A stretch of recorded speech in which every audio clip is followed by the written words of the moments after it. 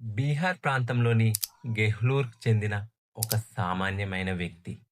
అతన్ని world mountain man అని పిలుస్తారు. అతనెవరో తెలుసా? అతనెవరో తెలుసుకునే ముందు ఈ పేజీని ఫాలో చేసి లైక్ చేయడం మాత్రం మర్చిపోకండి.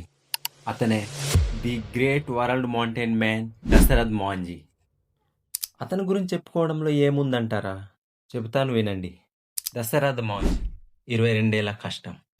చుట్టూ 55 కిలోమీటర్ దూరం కొండను ఏకంగా మధ్య నుండి 2 ముక్కలు చేసిన సామాన్యమైన వ్యక్తి.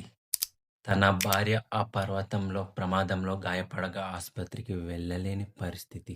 తన భార్య మరణంతో ఎవరు కూడా మళ్ళీ ఈ విధంగా చనిపోకూడదని చేతిలో ఒక సుత్తి, ఉల్లి పట్టుకొని కొండను 2 ముక్కలు చేయడానికి ప్రయత్నించాడు.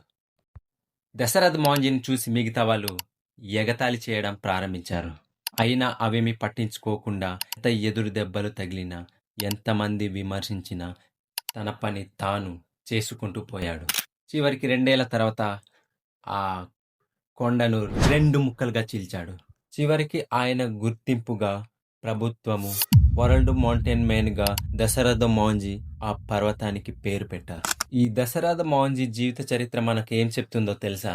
నువ్వెళ్ళే దారిలో ఎన్ని ఎదురు దెబ్బలు తగిలినా, అందరు నిన్ను విమర్శించినా, ఈ సమాజం నిన్ను చీకొట్టినా, ఎన్ని ఉడుదుడుకులొచ్చినా డోంట్ కేర్. అవేమీ పట్టించుకోకుండా నీ గమ్యం చేరే వరకు నువ్వొక స్ట్రాంగ్ పర్సన్‌గా నిలబడి, నీ పని నువ్వు చేసుకుంటూ పో. నువ్వు ఎప్పుడైతే సక్సెస్ అవుతావో, అదే నిన్ను విమర్శించిన వాళ్ళకి సమాధానం అవుతుంది.